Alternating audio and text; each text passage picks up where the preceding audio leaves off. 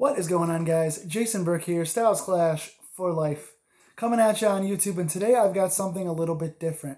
I want to do some more deep dive videos on my channel, some more retrospectives, some more really psychological style videos, breaking down certain things in horror and why they're special to me.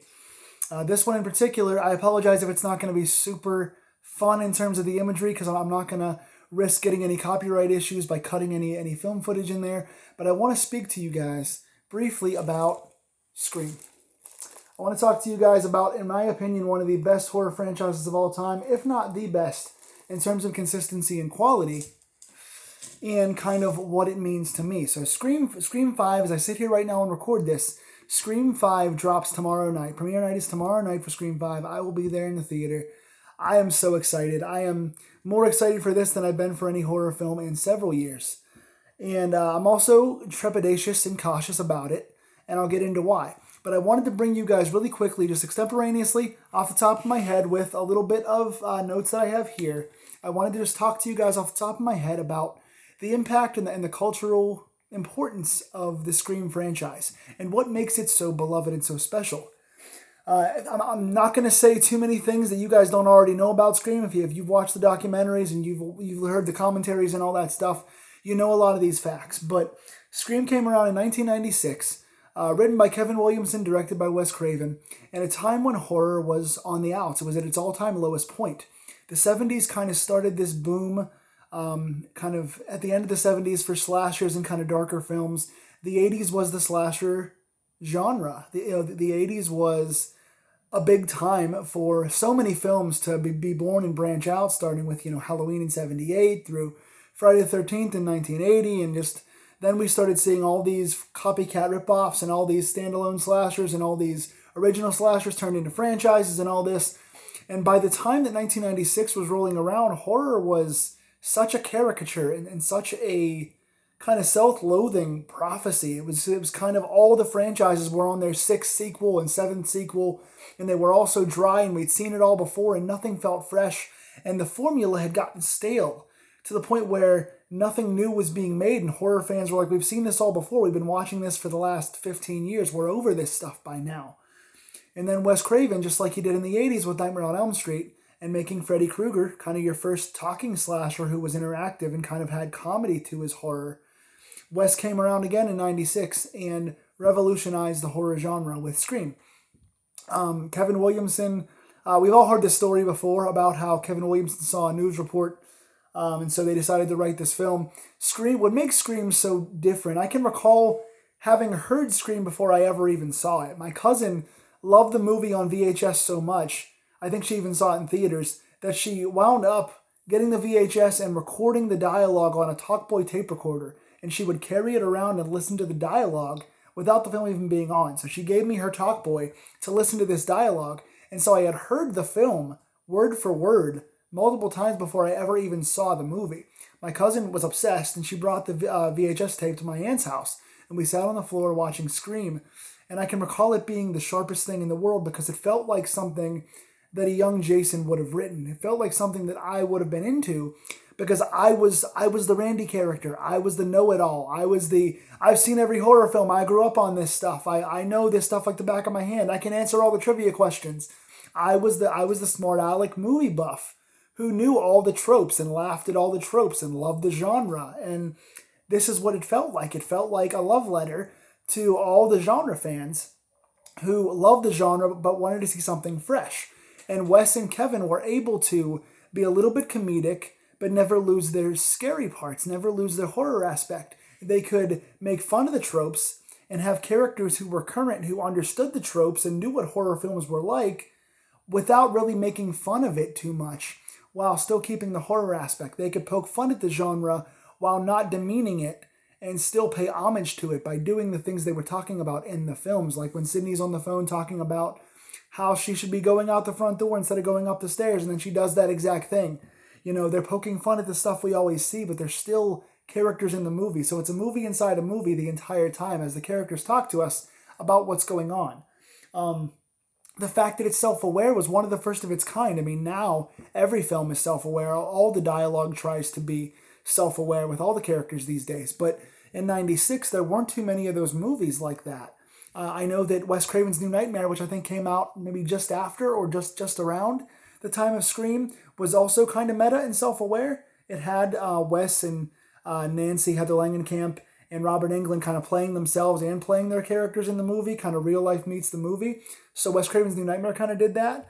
Later on, of course, H2O would go on to do that as well, with Kevin Williamson writing that one also. But Scream, by and large, was the first of its kind to kind of poke fun at itself while it existed and kind of be self-aware. And not only was the film self-aware, but all the characters were. So you felt like this wasn't just the 80s where all the big-breasted girls were just there to take their tops off and jump in the water and get killed and get slain by Jason or Michael. Back then, all people could really do was cheer for the killer to kill people because they didn't relate to any of the main characters besides possibly the final girl. Aside from the one final girl, there was no one they could relate to. In this movie, everyone feels smart, everyone feels like friends, the chemistry is there, and you can root for different people as these things happen. And so you can empathize with a young Neve Campbell, Sidney Prescott, who goes through these things. After her mother passing away, now there are murders all around her. And you watch her kind of go through this, dealing with being a possible murder victim, watching her friends die, while also dealing with the fact that this digs up her mother's murder from a year before. So you've got a great backstory, you've got self-aware characters. It's engaging because the whole film is a whodunit. And once again, after this film came out, you had a ton of whodunits. You had all of these teenage movies like Cherry Falls and Valentine and Urban Legend and I Know What You Did Last Summer and just so many. And a lot of those are good movies. I'm not ripping on those movies, but they all come from Scream. They wouldn't exist. The self-referential aspects, the smart characters, the teenage whodunit, the unmasking of killers. These things probably wouldn't have happened if not for Kevin and Wes doing Scream. This film is so quotable. Again, I told the story about having carried the talk boy around, but people quote these things all the time. I'm not going to go through all the quotes, but you guys know very well what the quotes are. Finally, in the end, we get Billy and Stu as the killers. Sidney's boyfriend and friend. Billy and Stu are the killers because Billy's father was hooking up with Sidney's mother before she was killed, which caused Billy's mom to run out on her. So Billy goes through the trauma of his parents divorcing because of Sidney's mother and their affair, which makes Billy snap. And then Stu, being the dutiful sidekick, wants to blame the millennium, and he's kind of going along with it because he kind of idolizes Billy, and he's kind of off his rocker. So you have one kind of just crazy movie freak in Stu, and then you've got Billy, who's the darker, more serious one with that really dark backstory and kind of evil reason for why he wanted to kill Sidney. And then the second one is born. Scream 2 comes out in 97, and we get to see the characters, and this is a big arcing theme of Scream. One of the things that makes these films so good is that it feels like a family-owned store. You know, it feels like you're going into a restaurant that's like a family-owned small store instead of going into a big chain of restaurants. Or you're going into the craft store on the corner from your house instead of going into Walmart or Target. You know, it's one of those things. Every film has characters appearing in the background. You have crew. There's always the Scream crew. Wes Craven is in several of these movies. He plays the Freddy Krueger janitor in the first one. He walks around in the back of the third one in the movie studio. He's everywhere. Kevin Williamson was the reporter on the screen of the second Scream. He's in the background. The DP is in all these movies. The editor is in some of these movies. And then you also get the fact that the main characters, in this case Sidney, Dewey, Gale, and Randy, are in the first two movies. And then Sidney, Gale, and Dewey are in the first four movies. Not only are you getting a franchise that has a continual story where a lot of the other ones don't have, but you have characters who are in each movie growing together. In the other previous films, like Halloween, like Friday the 13th, Nightmare on Elm Street, you would see the main characters in almost all the movies change. Sometimes you would get, Nancy in multiple films, or you get Tommy Jarvis in multiple films played by a different actor, but you wouldn't get multiple characters living through these traumas over and over again and having a connection to all the killers and a reason for being there each time. So you get to see the main character, Sidney, how she deals with the trauma. You get to see what happens with Dewey and where he goes on the police force. And Gale and how she grows up from a journalist to getting her big book deal and her prize. And kind of what Sidney goes on to do with these traumas. And kind of how Randy goes to college. You're getting progression for all the characters. And their relationships with each other grow and change as they go. So it's not just your standard slasher where every single time it's kill all the cast, leave one girl, she goes away, new cast comes in next time, slash, rinse, repeat. It is the same characters centrally growing with each other, and how they interact with each other changes, and how they interact to other characters. Like this time, Sydney's boyfriend. She has a new boyfriend, but she can't really trust him. He's a nice guy, but he gets vilified for the sins of the previous boyfriend. It's genius. You have those tropes again, like Mickey, the film guy, who's much like Randy in the first one, but he's not trustworthy. You know, you have your Randy character, your smart-ass film buff, who knows the rules of slasher films. He speaks as the voice of all the hardcore horror fans, explaining in each movie to us the rules of the movie. Kind of who can die, how to survive, what the killer means, and why the killer's there. And that's important because we're all saying these things to ourselves, and now there is a face to a name. There's a character on the screen like Randy who can explain to us in our voice what's happening. In the second film, we see Sydney off to college, and the murders repeat themselves again. In this one, we have a lot of theater ties. We open up with a theater scene where the two characters are going to see Stab, because Scream becomes this movie called Stab, a film within a film. So the events of the first film turn into a movie inside of Scream called Stab. So you're getting more meta, more self-referential, more in-jokes, because now the movie's got its own movie. And you see the first murders taking place in a theater during the Stab premiere when no one knows that it's an actual murder. Later in the film, Sydney is involved in the theater program, so you get theater ties. There's a lot of theater, there's a lot of big sets, a lot of characters, a lot of music, all kind of important themes that play into these. And of course, Sydney's boyfriend, she doesn't trust him because she's now pushing him away, but he gets killed by the killers. And there's one scene in particular in this film that's a car scene where Sydney and her new best friend are in the back of the police vehicle when the police are killed by Ghostface. And Sydney has to climb up, kick open the police kind of retaining wall, go up and climb up through the passenger seat and sit next to Ghostface, who's now been wrecked in this car, and has to climb out over Ghostface. And then her friend has to do the same thing. They can't unlock the door, so she has to climb out over the top, through and over Ghostface. And then Sydney, being brave and tired of running, being a strong final girl, wants to go back and unmask him while he's there. While she does that, she goes back to unmask him. He's gone. And then the friend gets killed. So Sydney's bravery gets her hurt. Those things play into these movies a lot. Then we get to the killers. We see that Mickey, the crazed kind of online psycho killer, wants to achieve his dream of being a killer. Another kind of a Stu character. But the main killer, Billy's mother, played by Laurie Metcalf. And she comes back because Sydney killed her baby. So we have all these themes of parenting. Again, more kind of psycho ties, because it's the love of the mother, just like in Friday the 13th as well, where she goes on a revenge spree for her son. So just like the first Friday, and just like themes that took place in the Psycho films, you see the mother trying to get revenge for her son. Cotton Weary, also, the guy that was accused of killing Sydney's mother in the first one, is back in this one. He's been released. So you see the interaction between Sydney and Cotton. Kind of in Cotton now is looking to get his voice heard. He's looking to clear his name and get his voice heard and be famous now based on what's happened to him. Kind of like Gale Weathers, trying to get fame off of this big story. And Sydney is just trying to kind of get away from things. So you see the clashing of the personalities. The guy that was accused, who is now free, is kind of a good guy, but in trying to prove that he's a good guy, is trying to seek fame, which makes him kind of a bad guy. And then he comes in during the final tussle between Sydney and Mrs. Loomis, Billy's mother, and he has to choose sides. Does he kill Sydney for accusing and taking away years of his life, or does he kill Billy's mother and trying to do the right thing? He kills Billy's mother, but only when Sydney promises him a chance to get on Barbara Walters and do an interview in public. So he's still kind of feeding his greed, but he does the right thing. So nice balance there between good and evil, a lot of layers to these characters. In comes the third Scream in 2000. This one is not liked by many. This one is considered the weakest of the franchise, and I do agree, it's the weakest of the four. Of the original four Scream films so far, it is the worst of the four, but I like it a lot better than most people do. It is full-on meta. It is a film inside a film. It is the first one I ever saw in theaters, which is important to me in the year 2000.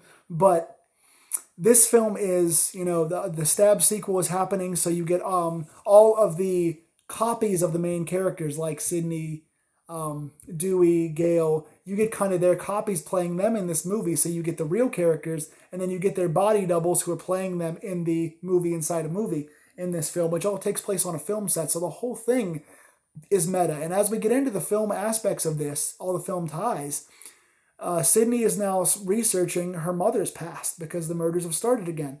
So now Sydney has to go back into her mother's past when she wanted to be an actor, and she was getting manipulated by studios, and she started getting kind of loose and kind of hooking up with guys. And this delves into Sydney's mother's past, which got her killed in the first place, which now digs up more trauma for Sydney to have to overcome, which is wonderful. Sydney now in seclusion has to come back to the real world and find out the truth that she's been denying about her mother to try and put these murders to bed once and for all. People don't like this one, but the comedy in this one's pretty good. There's a lot of good comedy in this one. Probably leans a little more toward comedy than the first two, but I still like it a lot. Parker Posey playing the fake Gale and being the Gale ripoff is one of the show stealers in this. She's really, really good.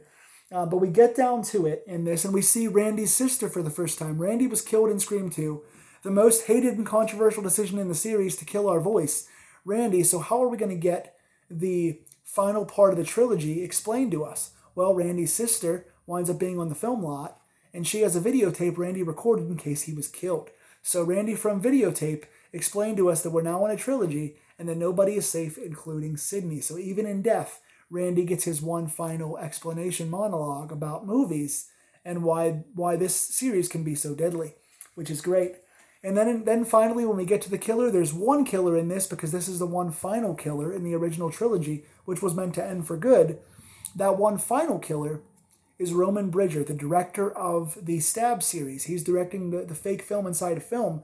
And go figure, the director of the film has directed this entire series. Because Roman not only is the killer of Sydney, he's the half-brother of Sydney. When Rena Reynolds, Sydney's mother, that's her stage name, when she goes around, Maureen Prescott, when she goes around in Hollywood, she got screwed by the studios, which started to cause her hooking up with different people. She hooked up with Cotton, hooked up with Billy's mother and all that. Also hooked up with somebody and had Roman, the half-brother of Sydney.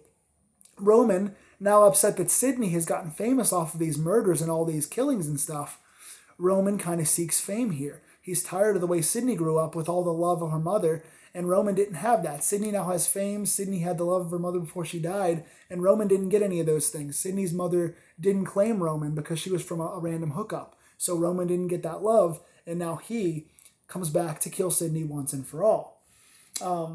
In this, we see Sydney eventually wins, but Roman is the first one to get to Sydney. He shoots her. She has a police vest on, so she survives, but it looks as if Roman's going to beat her for the first time. Their chemistry in the end, back and forth, yelling at each other, two siblings quarreling like they've known each other for a long time, is really, really special. And in the end, when Sydney finally shoots Roman, he grabs her hand and they hold hands, being two sides of each other, both going through trauma based around the death of her mother and all the deaths around them. But Roman was the one that caused it. Roman knew that Billy's father hooked up with Sydney's mother and got in Billy's ear and started the killings from the beginning. Roman caused all this, the evil half of Sydney, in trying to cause this damage. And now Sydney and Roman, bonding over their mother being gone and the lack of love they didn't get growing up and all the scandals around their mother, are two halves of each other. They just chose to go about it in different ways. So Roman dies, or dies for the first time. He has to get shot again in the end, but dies holding Sydney's hand. For all the contempt that Roman's the one behind this, Sydney understands part of why he's done it. This film was riddled with production issues. They had a bunch of writer problems. Kevin didn't really get to write this. His script got changed, so the script is not as sharp as usual because it wasn't Kevin's really. Lots of drafts coming in, page changes all the time. Only had short time with certain actors. Sydney couldn't be in a lot of the film because of other commitments. All kinds of production issues with this one that shows, and that's why it's the weakest, production and script-wise, in the series, but it ties a nice bow around the entire thing. I can recall walking from a restaurant with my friends, me and like 5 friends from my grade school. I was leaving 8th grade going into 9th grade in 2000, and my grade school friends and I were walking down from our restaurant to the theater to see this film in theaters. First time I got to see Scream in theaters. And my buddy swore up and down that Cotton Weary was the killer. He knew it was going to be Cotton. And I bet him, we bet $10 that it wasn't. I said no. Cotton, of course, was killed in the first scene of the movie, ending his journey and getting me $10. So I always can recall that long walk down to the theater and my friend telling me, no, I guarantee you it's Cotton. I bet anything it's Cotton. And of course it wasn't. So I won that bet. Then the series is over, right? But then all of a sudden, 11 years later in 2011, it comes back. And it comes back with the same team again. Wes directing, Kevin writing, Sydney, Dewey, and Gale returning for a new decade, new millennium of Scream, and it was written just as fresh. Everything felt fresh. The brand new cast of characters they brought in was fresh. Sydney writing a book based on her traumas was fresh. Gale writing a book was fresh. We had the situation with Gale and Dewey being married, paying off their real life relationship and film relationship after 3 films of being on again, off again, based on their personality differences and how one was serious and one was sillier and all that stuff. Gale and Dewey are married now. Sydney's written a book. They are back in Woodsboro for Sydney's signing for the first time, and the murders start happening again. So now we see for the first time, can this crew do it all over again in a brand new decade? And they managed to do it excellently. This film, Scream 4, in my opinion, is the second best in the entire franchise behind the first one. I love this film. Again, the new cast of characters doesn't just feel like carbon copies of the originals, although there is like a Billy and Stu kind of team, and there is kind of a new Billy that kind of plays the boyfriend of Emma Roberts. So there are a couple that are a little bit meh, like red herrings, but a lot of the characters feel fresh. Hayden Panettiere's Kirby, who in my opinion does not die in this film, is really fresh. Emma Roberts plays a great protagonist until she becomes the antagonist, and she's even better as an antagonist. The whole thing is centered around Sydney being back in town and never being able to escape this. And you see the stuff with Jill's mother and the family aspects coming back into it. And they're all drawn back into this town because even after the original trilogy, something has started this over again. It winds up being Jill, Emma, who's like the new Sydney. She's the new main character, you think. And she winds up being the evil one with Rory Culkin, who's the film nerd, kind of the Randy, who gets the girl in this one, supposedly, until Jill kills him too. But the whole motive is based on millennial updates. It's based on how Jill is tired of living in Sydney's shadow and always hearing about her cousin Sydney all the time. She's tired of what her cousin how famous she's gotten in all these books and all the media. She wants to be famous. She doesn't want friends. She doesn't want this high school life. She wants to get on Easy Street and make money based on these traumas. So she records these murders and makes herself out to be the new Sydney, the new sole survivor. So she tries to stage this so that she can get fame based on viral YouTube videos, which is just very current and very just modern, and it speaks to the times. It once again, just like Scream did in 96 and did over and over again, it became the voice for a new generation. It traveled well and it aged well and it continued to update itself as the movies got older and older and the times changed. It feels so fresh. And so 4, I think, was a great update and just was a nice, another loss for Sydney, another person close to her that wind up trying to be a killer. And in the end, even though Jill, we think, is dead, but I think she might have survived somehow, even though she was shocked and shot and all that. But it winds up that the media does think that Jill is innocent, even though she's guilty. So the media is praising a dead Jill as she comes out, even though she died. So even then we're left with like a bit of a wow, she got away with this in a way, even though it cost her life. So bigger themes there.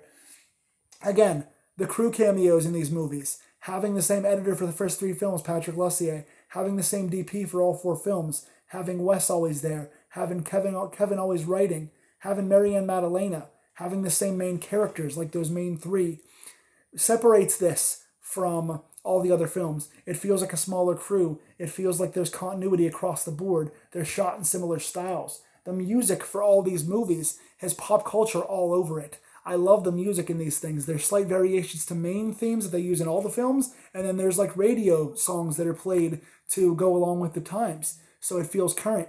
It feels like they're using kind of alternative rock bands. They're using their own character themes.